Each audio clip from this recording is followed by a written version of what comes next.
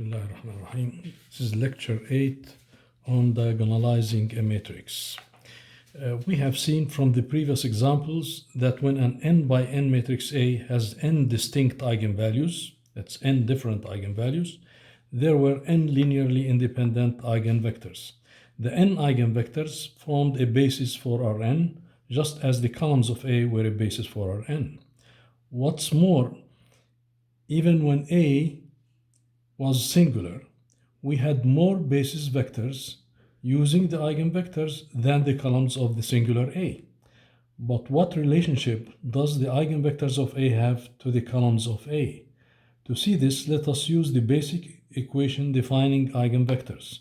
For the first eigenvalue, lambda 1, we have A x1 equals to lambda 1 x1. For lambda 2, it is ax2 equal to lambda 2 x2, and so up to xn equal to lambda n xn. If we combine these equations by grouping the eigenvectors in a matrix S, where the columns of S are the eigenvectors, so it is A times x1, x2, xn, or A times S equal to S times lambda. The right hand side will be the matrix S times lambda, and lambda is a diagonal matrix with the eigenvalues on the main diagonal. Since the columns of S are linearly independent, then the inverse of S inverse exists, and we can write A equal to S lambda S inverse. Also, we can solve for lambda equal to S inverse A times S. This form is quite useful when we try to calculate powers of A. So A square is S lambda S inverse times S lambda S inverse. Then S inverse S equals I. So A square is S lambda square S inverse. And if we raise A to any power, we still get S lambda to the power n times S inverse. So we only use the eigenvector matrix once. We don't need to multiply A times A times A, so on. Lambda is called the diagonal form of A, and we can say A is diagonalizable. Example. If we take the projection matrix, the 2 by 2 projection matrix P, it has two eigenvalues, lambda 1 equals 1, lambda 2 equals 0, with eigenvectors 1, 1, and minus 1 plus 1, respectively. Then S inverse times P times S is equal to lambda. You can see S is 1, 1, minus 1, 1. So S inverse we calculate using the cofactor rule. The cofactor of 1 is 1, and the determinant is 2. So we divide by the determinant of S, which is 2. So it becomes 0.5. The cofactor of the second element here is minus 1. Okay, and minus 1 is now transposed here, becomes minus 0.5, and the cofactor of this one is minus 1, which is plus 1, divided by it is 0.5, and the cofactor of this term is just 1, becomes 0.5. So if we multiply throughout, we get lambda, which is 1, 0, 0, 0. So on the diagonal, we have the eigenvalues 1 and 0. The original projection satisfied P square equals P. The new projection satisfies lambda square equals lambda. Okay. The column space of P was 1, 1, only one vector. The eigenvector space of lambda has become 1, 0. Okay. And its null space has changed from minus 1, 1 to the null space of lambda. which is 0, 1. If we calculate the null space of lambda, it is 0, 1. So diagonalization lines up the eigenvectors with the coordinate axis. The x-axis is 1, 0, okay, and the y-axis is 0, 1. So this is one advantage of diagonalization. It lines up the eigenvectors with the coordinate axis. Some important remarks. If lambda 1, lambda 2, up to lambda n are all distinct or different, then it is automatic that the eigenvectors are independent, i.e. determinant of S not equal to 0, so S inverse exists and A is diagonalizable. Any matrix that has no repeated eigenvalues can be diagonalized. 2. The eigenvector matrix is not unique. We can multiply its columns by any non-zero constants. Suppose we multiply x1 by 5 and x2 by -1 in the above example. Okay, then we need to divide the rows of S inverse by 5 and -1 because they are transposed to find the new inverse. Then S new inverse times P times S new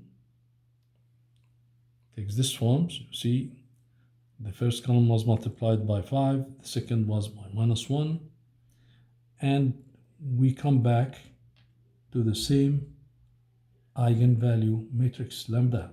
It is the same lambda.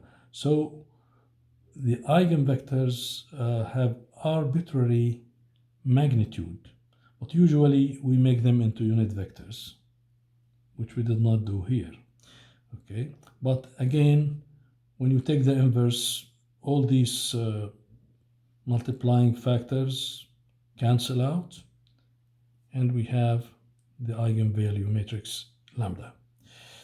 To diagonalize A, we must use an eigenvector matrix S.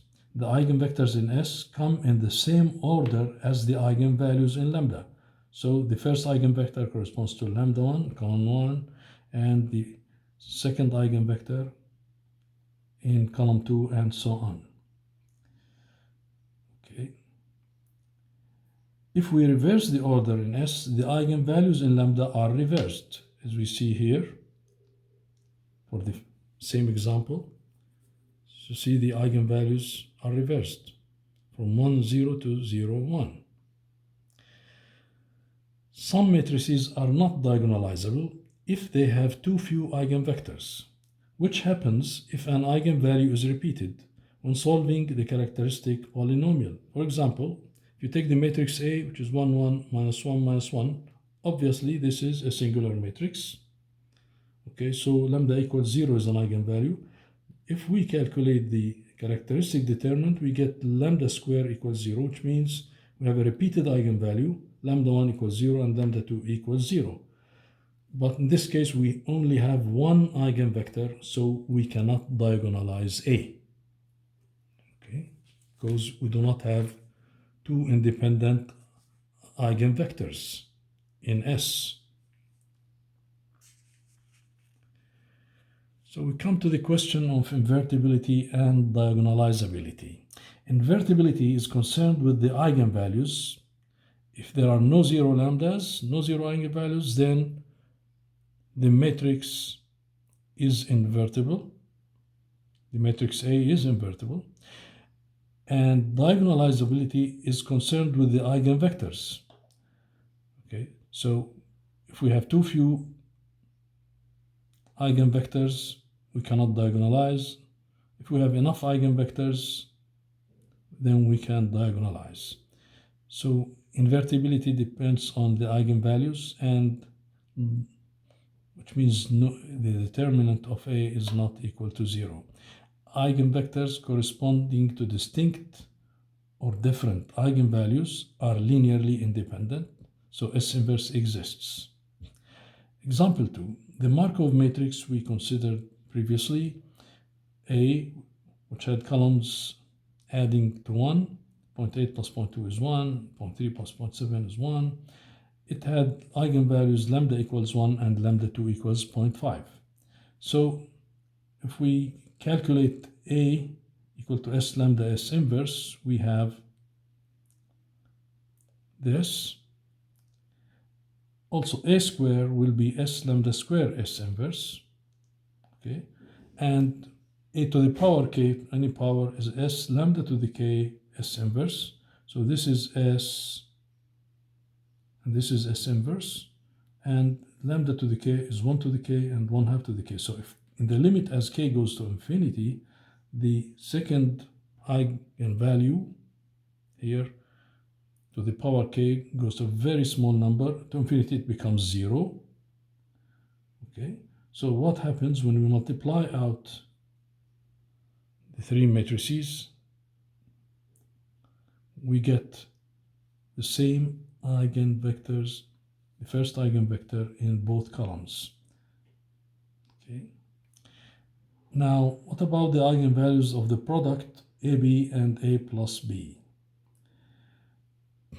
The eigenvalues of AB, if you take the eigenvalue of A times B, assuming that A has eigenvalue lambda and B has an eigenvalue beta, so this does not equal to the eigenvalue of A times the eigenvalue of B. A false proof, if you take AB times X, then B times X is beta X, and then beta factors out. We have A times X is lambda times X, so we have beta lambda times X. This is wrong. Okay, don't do this. The mistake is to expect that A and B share the same eigenvector.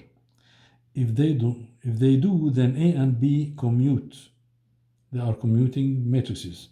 That is, if and only if AB equals BA, then they share the same eigenvector. So commuting matrices share the same eigenvector, and each can be diagonalized. They have the same eigenvector matrix S.